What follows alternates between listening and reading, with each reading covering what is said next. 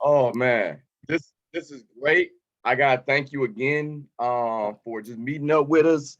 Sometimes technology wasn't technology in, and I couldn't put you out there like that, man. oh, That good. Thank you, we all bro. I get a blooper appreciate you. reel. I appreciate you. If you're ready, we can just jump right into it. Yeah, let's jump in. Man, last time Hmm. I apologize. I tested your Detroitness. Can't do that, And the bro. podcast no one saw, but I have to ask again, Uh huh. multiple choice question. Do you know what this substance is? Verner's, yes, Okay. it is. It is a liquid, but it is also medicine. But it is also a refreshing drink. It can be used as a weapon as well. Absolutely. If you throw a Verner's at someone, they will be hurt. Or you can miss them, it hits the wall, and then the combustion of it turns into this Abs- ginger gas that could exactly. incapacitate them. So Now, yeah, it is a solid, a liquid, and a gas. You are right. yes. Also, I gotta do this because you ain't been home in a while. I don't know if Yeah. you know about this. Hmm. Since shockwaves, Okay. do you know what this substance is? I just heard about it. I heard it's been a thing, and It is a it's thing. happened. It's happening. When you okay, now here's what's interesting. When you get back home, Hmm. you may want to call some people, put some aside. They get on the shelf and they gone in the sec. This I had to go to 4 different stores to find this one. What? Okay, I'll make that call Yo, today. and it's totally worth it. It's Yeah. totally worth it when you crack it open. Oh gosh, I can't wait. Now, with that said, man, we talked last time. Grew up in Detroit. Sorry for questioning your Detroitness. Never. But I had to. I have to. You're only missing two things though. What? Nah, you're missing some Everfresh, and Mm. you're missing some Better Made chips. So Oh, you that's in got that's in the kitchen. We that's don't we another. Okay, cool. all right, that's in the kitchen. I It's mean, good. you got to keep it ever fresh on deck. With flavor. Exactly. With Oh, for flavor. me, fruit punch always. Okay, okay. Yeah, I'm a calypso brother. I like the blue. I don't know what it is. I just do. yeah. Either Yep. way, born and raised in Detroit. I Hmm. mean, I love your music. I see your TikToks. I see the stuff on social media. But one of the questions I need to know, why Blkbok? There's so many other composers. Why would you Yeah. choose that one? Well, the first thing is that I'm from the West Side, so I got hip hop roots. All my friends that did music, they had like rap names. So for me, even being a classical player, it was essential that I choose something that had something to do with me, and it was Mm, essentially uh, something that was rooted in where I'm from. So Black Bach was a great name. Of course, it's giving a shout out to Johann Sebastian Bach, who is pretty much the founder of classical music. Like when you start studying as a pianist, the first person that you have to go through is Bach. And then the last part is the last part of my name, Bach, be okay, is something my father used to say, which is everything will be okay, but you got to be okay with everything. So I thought that it was an makes important thing to put into a name to remind myself and also to remind the culture that everything will be okay. and that's great. Having your parents give you that support and saying it's gonna be okay. And it seemed like they shaped you in your musical journey. I did a little digging. I heard you start playing piano from 4 to 18. Your mom wanted to teach you discipline Hmm. by playing the piano. Can you tell us a little bit about that? Yeah, so she had a rule. Her rule was you have to play piano up until you're 18. When you're 18, you can decide whether you want to continue or not. But I need to have this to facilitate teaching you discipline. So every Saturday we would go to lessons. If we miss a Saturday lesson, we would go to lessons, makeup lesson on Wednesday. So it was her way of showing myself and my sister, who also plays, um, a way of committing to something and sticking with something. Um, and I think she had a brilliant plan. I think it worked. Not only do like I'm a musician, but my sister is a physicist, so Hmm. I she mean, already had to, has that. Yeah, she has that discipline already ingrained in her. do you play any other instruments? Yeah, I was a drummer when I was in at Ann Arbor Trail. I went to Ann Mhm. Arbor Trail Middle School, and then I went to Cass for 2 years. I played on drumline at Cass, and then I went to DSA and I played on drumline for 2 years at DSA. Oh, that's Yeah. what's up. Did you go to college for music? No, unfortunately, I did go to a small black college called Bethune Cookman College at the time. Now it's university, but it wasn't like the music program was super strong. And it wasn't like there was someone there to continue my classical piano studies. So I would say I did go to college, but I didn't go to college for music. Okay. And but you did end up in Full Sail in Orlando, and that's when life changed and Yeah, got very fun and very busy. yeah, yeah, Right then, apparently, that's where you met Justin Timberlake. How does the story go? Is it like you was there? How does that story go? You met yeah. Justin Timberlake, and then the rest is history, or Actually, how it happened was I was in school at Full Sail. I was being studying to be a recording engineer. I had just graduated, but while I was there, I met the musical director. His name is Kevin Antunes for NSYNC, and Kevin and I stayed in contact. And this is one of the things that I always tell like students is if you meet someone who you admire, stay in contact with them delicately, not where you're being bothersome, but stay in okay? contact with them delicately. And everything that would happen to him, he bought a new house. Hey man, congrats on the new house. Had a new kid. Hey man, congrats on the new kid. Um, but after I had graduated from Full Sail, he randomly said, "Hey man, why don't you come by the house?" So I came by and we were working on some music, and he asked me, "Do I want to go on tour with Justin Timberlake?" I was like, "Yeah, of course."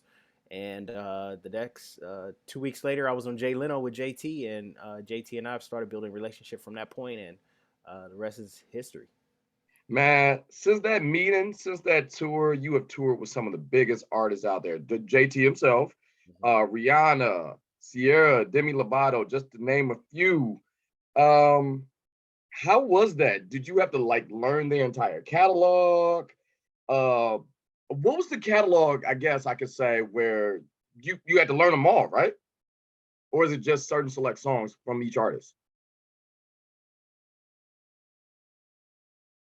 Still with me? There we go. All You're right, back. there we go. All right. Scared me for a second. You froze on me. Yeah, yeah, We were talking about the catalogs. Like since you're touring with Rihanna, JT, Sierra, Demi Lovato, just tons of people. So you had to learn their entire catalog as you went on each venture, each tour with them. yeah. Now, I Yep. guess It's my pretty question crazy. There's a is, lot of music. lot. Who's the easiest catalog to learn? I think they all have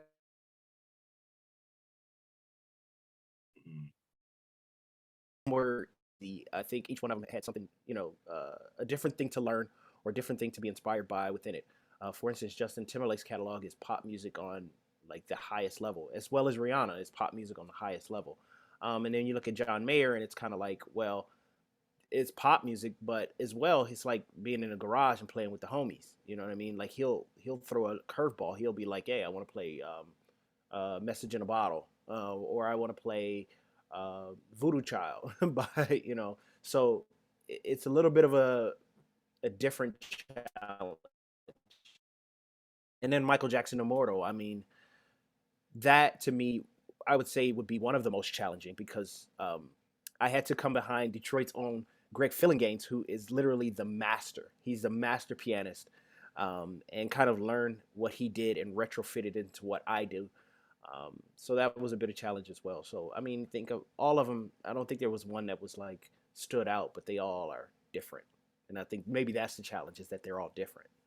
Okay. Now, as a person, you've toured with so many artists. You're always a part of a team. You clearly love collaboration. Yes. What made you want to do this by yourself now? Actually, I it wasn't me that made me want to do it. My the head of my label, Billy Mann, called me one day and he said, "Dude, you should do a solo piano album." And my reply to him was, "Billy, what the hell does that mean?" Like at the time, I had no idea even what it meant to do. Like I had been playing in bands, I've been making beats. I'm always collaborating with people. I love collaborating with people, and now he's saying I should be alone. Um, but I respect the man, and I went away and worked for 121 consecutive days and came up with Blkbok, and here we are.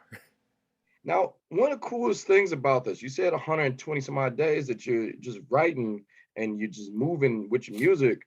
Yeah. Um, how was that able for you to find your voice, let alone this album? It's a beautiful album. We're about to talk about that in a second, but Mhm. how did you find your voice about what you want to say?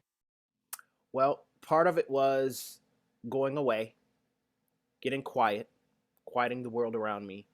And I can remember when I first started working on Blkbok, I went to LA. I stayed at a friend's apartment, and I would grab a coffee and I would go into the park and I would just walk for like an hour and just listen. And then I would come back and sit down and start writing these pieces. As well, I was involved in this program called the Creators Workshop. And for the first time, um, I was writing music in public.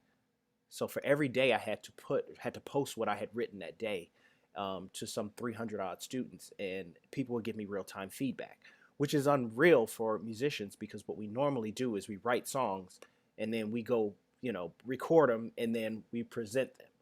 So writing in public is not a thing that we normally do, um, and that just gave me a good sense of accountability and what it Mm, means to be accountable to an audience, and that very much fueled what's happening now. Um, I think it was okay. that experience that really changed. It was a game changer for me. Now the ironic thing about that last question is I asked you about finding your voice, but you kind of didn't because there's no words. Yeah, You get your point across yeah, without saying one word. right. And that's in Blkbok. And I totally feel it. And one thing I wanted, all right, first of all, I have to talk about some of the songs like George Floyd and the Struggle for Equality or Mhm. Michelle's First Day in the White House. When you hear those songs, but let's take George Floyd, for Right. starters. Mhm. That's a real feeling because at the start, it just sounds like someone angrily banging on a keyboard. That's exactly what it is. Oh, good. Yeah, Okay. you nailed it. You got I it. thought it was some new stuff. No, But no, okay, no. why that approach? Why that approach with George Floyd? The idea is to write things that are true emotions that I am feeling in real time. For that particular piece was the last one I put hands on, and it was happening as I was writing it. Like it was in real time. It was the only one that was written in real time. So I can just remember, just like everyone else, when we saw it at first, the first reaction was anger. So going to the piano and saying, "How do I feel right now?" I just had to let that anger out. And then the next phrase after that is this really kind of solemn, sad, like I can't believe this happened sort of statement.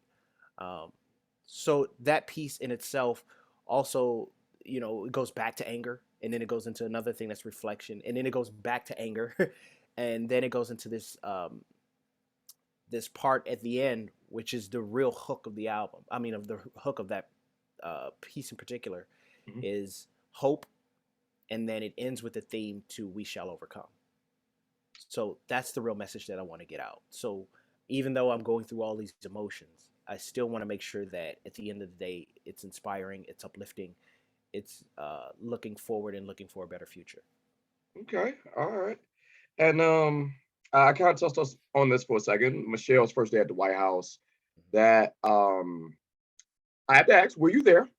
Because I assume that look, that feel, the way your imagination plays with a person who that they're there for their husband, they're there, but this is a whole new world. And I read the book, and in Becoming, she actually says it where it's sort of like she's been in politics off and on because of Barack, but this was a game changer. This is a whole new field. So after reading that was months ago. Now I hear something like this. I'm like, oh yeah, yeah. So I guess my question is, were you there, and how did you pinpoint that? So good. um, no, I wasn't there, Okay. unfortunately. But it's just a thought. I imagine what it's like, being the first black first lady of the United States, walking into the White House, which was built by slaves. The architecture, much of the art does not reflect black culture, I imagine, and she being a mother and a wife and having to bring her family into this home and create a home for this, out of this place. I can't imagine what that's like. So, when I go to my imagination and say, what is it like for the doors to open? What is it like for her to ride up for the first time? What is it like for her to walk in for the first time and kind of observe things? And there's also a section in the middle where there's a very intense conversation between she and Barack Obama, and then she uses her grace to kind of get him out of this, kind of very intense moment. Um, just a very much a description of who she may be as a person and what she may have felt during this first time. Okay. And I got to give you a shout out. This is not a question. I'm just Uh-huh. saying it. Uh-huh.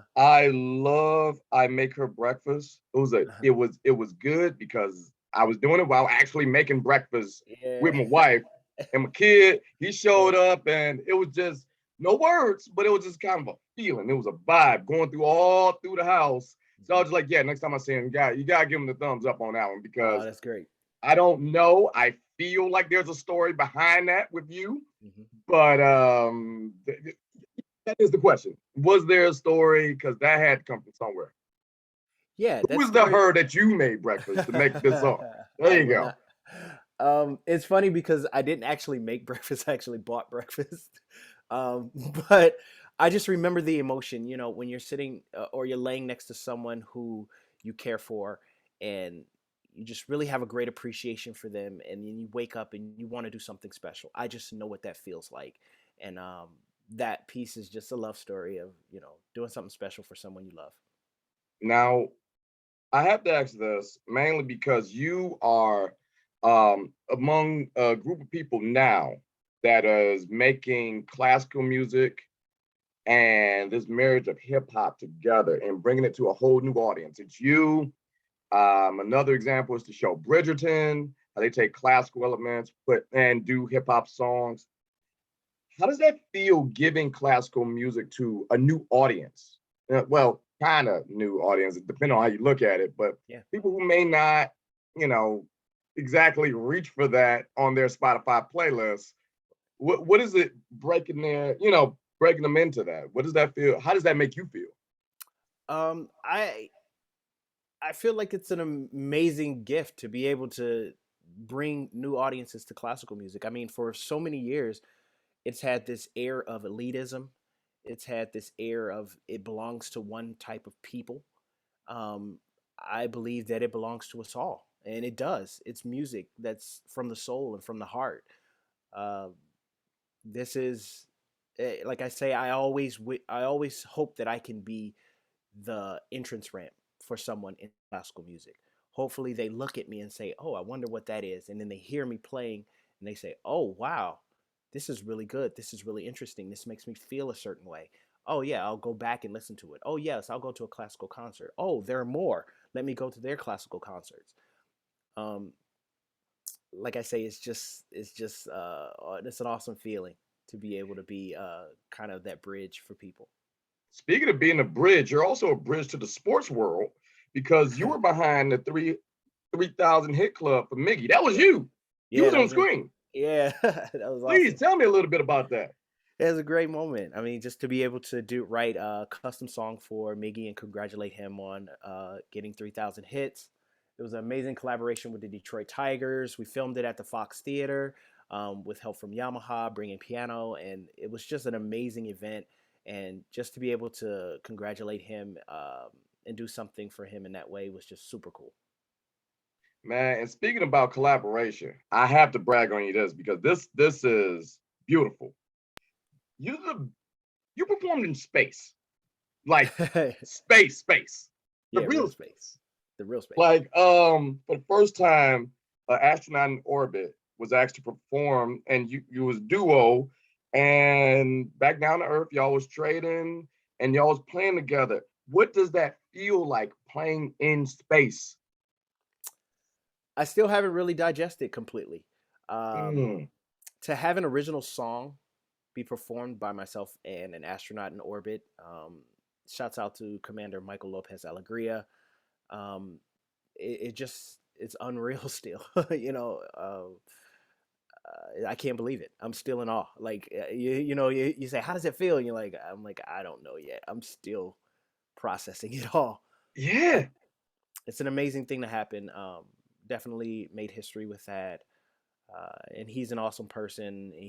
I'm so glad he decided to do this collaboration, and everyone who put together the collaboration. It was a great team, and we all made it work. It was great. I mean, that was awesome. And speaking of collaboration, I got to talk about the Black Book Deluxe. Mhm.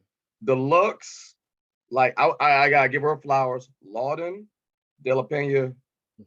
rocked it. Yes, she did. Like I'm curious. Did she listen to Black Book and was just like, you know what?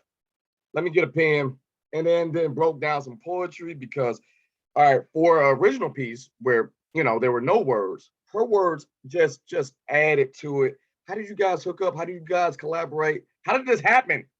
Yeah.